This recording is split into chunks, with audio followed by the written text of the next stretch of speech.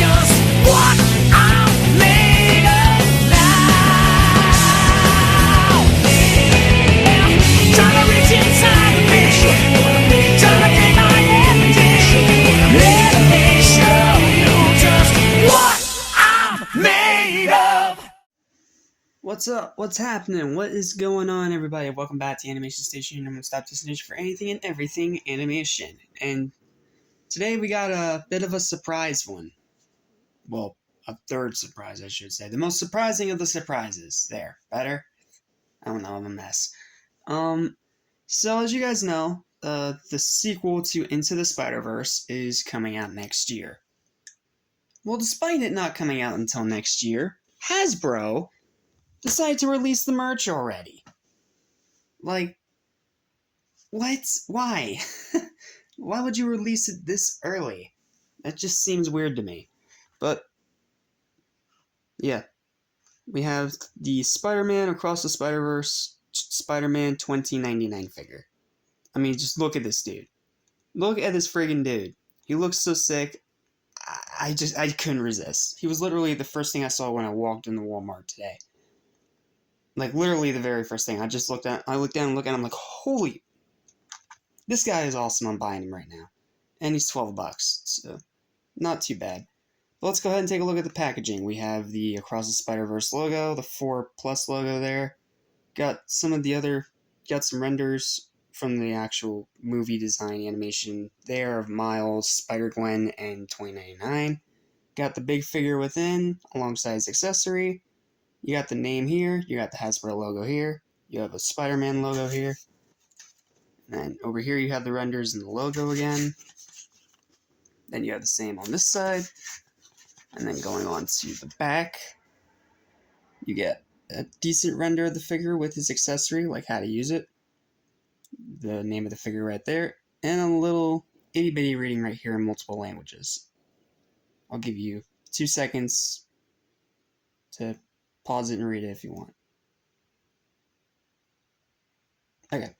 And then we have a bunch of legal mumbo-jumbo down here. So, without further ado, let's bust this guy open and see, well, how it turns out. Alright, he don't want to stand on his own on the actual tablecloth, so we're going to have to improvise a bit and use the bookshelf. So, and even then he don't want to stand. He's very, very particular. Anyway, let's talk about this guy, shall we? Because he is a big boy. Like, look at this man. Ripped and tall as F. Like, he is so tall, he is so big and muscular, it's crazy. Let's go ahead and just start with his mask design, I suppose. It's accurate to the way it usually is in the comics, with Miguel O'Hara in 2099. But however, with SpiderVerse, of course, they always add more details. So there's a bunch of lines going all through the suit, especially, and the head looks really good. And instead of having, like, the raised weapon you would expect from Spider-Man, this one's a bit more like a streamlined cybernetic kind of look. It's very interesting, to say the least. Then you have his big spider symbol there on the chest, way, way different than the one you'd expect from normal Spider-Man. Then you have all this detail.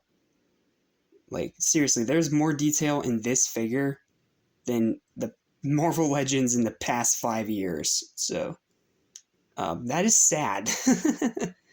But, he does look great. I love the contrast of the red and the blue together. It looks fantastic. And, of course, he's got this big, gigantic friggin', like, Batman, like, friggin' arm blade things. Like, it's so goofy. And these ones in particular are just so giant, they almost look like Wolverine blades, but it's kind of funny, but also kind of works. Also, detail on the back, too. Again, more than any Marvel Legends in the past 5 years. And then there's even detail on the gloves here, looks really good. And then moving down to his legs, he's got some little red parts in his legs there. He does have red on his soles. So yeah. This guy, sculpt-wise, is pretty good. Like, very detailed, very unique, and very interesting. Okay, let's move on to articulation before the audio cuts out, if it hasn't already. Okay, moving on to our articulation for Miguel O'Hara, aka Spider-Man 2099. Let's start with the head. This one should be a little easier to do because it's a bigger figure than usual. So the head can sway side to side a little bit. He can look up a little, but not by much, because if you look back here, there is a bit of a cut. It doesn't let you move the head up much. It lets you move it up a little, but personally I just keep it in a down pose. It looks better that way. And it does move side to side. It's just very tricky for me to do on camera. So his arms can go out that far, like perfect degrees. Then he can go back about this far as well. It will spin 360, and it can also go outwards like that. And it looks great outwards. Like this looks legit sick. And then he also has an elbow joint. If I can get the... Hold on, I might do this off camera, I'm sorry. But yeah, he's got an elbow joint. Lets it move up about that far. He doesn't have any like wrists or ab crunch or anything like that, but he does have some leg articulation, so let's go there next. Then for his legs, he can kick up pretty far, which is that is pretty good range for a Spider-Man figure. The legs do not swivel outwards like you would expect from like a Jax Sonic figure, for example, because they don't have any joints there. So you can't, like, if you try to swivel this outward like a Jax figure, you're gonna break it. And then it doesn't go back at all because the way it's sculpted here on his rear, rhyming schemes, I got them. As you can see, the way it's sculpted, it does not allow it to go back, which sucks, but that's okay. And then I don't think, he doesn't have any knee articulation, so he has 1, 2, 3, 4, 5, 6, 7. Yeah, he has 7 points of articulation, which for a figure like this is fine. You can still get fighting poses, you can still do all kinds of crazy stuff with him. But yeah, I think he's still pretty cool. I really like this guy. Alright, let's move on to his accessory. I think this is the first time since I reviewed that 4-inch Jax Sonic Rouge that I actually get to talk about a figure with an accessory, because most of the time it's been the 2.5-inch stuff. But, here is 2099's web accessory. It's a velvet red color, and then it's weird because it has, this, flexible plastic in the middle, and then hard plastic on the top part with the blast effect, and then hard plastic here where you're supposed to attach it to his wrist. But it looks really cool. It's a lot darker red than it's showing on camera, but it looks really cool. So set that down. And if you're wondering how to do this exactly, I'm going to show you. Oh yeah, I almost forgot. In the articulation, yeah. Make that 9 points of articulation because he does have an elbow swivel. I didn't realize that. So, what you do is you take this and you attach it to his wrist. Or try to. Come on. Since it's hard plastic, it's not going to be very viable, but... yeah, I don't want to break it. Hold on. Yeah, hold on. I'll do this off camera. Alright, I got it on there. It's a little bit tricky because the way that the wrist is sculpted, you have to really finagle with it to get it perfect, but this is the way it kind of does it in the package, having him do it like this, which is weird that his hand isn't like this. It's not like what you expect with a Spider-Man with a web accessory. Instead, it's just this weird open hand looking thing. Sorry, I got hiccups. But it still looks pretty cool. And if you really wanted, you could pretend it's like a web blade or something, which would make this even more like Batman, if you really think about it. But, yeah. This figure is pretty sick, overall, as I smack my camera. This figure is pretty sick, but he definitely has a few nagging problems. Not to the point of me calling him a bad figure, but just things to keep note on. So let me get him in a decent little action pose. And maybe get him to stay. Please.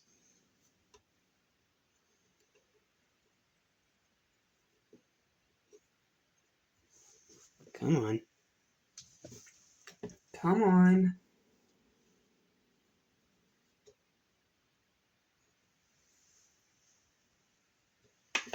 He's too big of a Chad. He won't stay.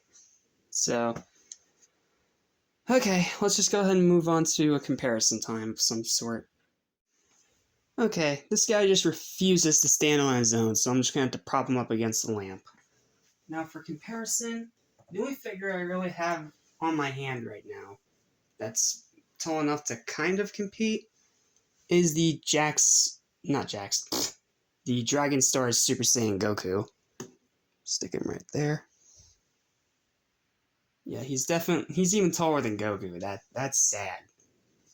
Okay. And then for some other figures, let's grab Snow Sonic from that Sonic Movie 2 movie collection 3-pack. Put him right there. So yeah, this dude, he's a big boy. He is bigger than Goku, and he's even bigger than he's even bigger than Goku. That's crazy to me. Or maybe it's just my scaling's off, because I feel like I don't know. He's either the same size as Goku or about the same. Either the same height or just a little bigger. But he's definitely bigger than the 4-inch Jax figures. But okay, I'll try to find a way to get him to stand somewhat, and we'll go to final verdict. Alright, now that we've seen his articulation, his sculpt, and some comparison with some other figures that are somewhat in that scale, what do I think of this guy overall? I still think this is a really cool figure, and it's a really cool looking Miguel O'Hara, because again, I'm a huge Spider-Man fan, and 2099 was always one of my favorite designs. Like, I love his futuristic look, I love the blue with the red, and I even love the goofy looking friggin' gauntlet blades.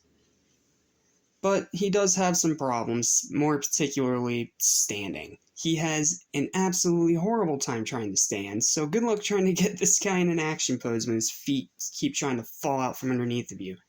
This is one of those guys that you absolutely have to get a stand for, where he's not going to stand by himself unless you somehow pull off some magic like this particular moment. Final verdict for this guy, I'm going to give this guy, you know what, his sculpt is great and his articulation's good, he just can't stand for crap. I'm going to go with an 8 out of 10. It would be a 9 if he could actually stand without a lot of finagling, but he looks great, and if this is his actual design in the movie, he is going to be incredible. Not to mention Oscar Isaac as his voice actor. You can't go wrong there. And now he falls. Phenomenal. But that's going to do it for this review. Thank you guys for watching. Remember to like, share, and subscribe if you haven't already. And, yep, this is the last video for the day. So I'll see you guys tomorrow. But until then, I'm Jack Small, your only cynical saying, no, Jack Small of Animation Station, member Animation Station, one-stop destination for anything and everything animation. And I'll see you guys tomorrow. Take care.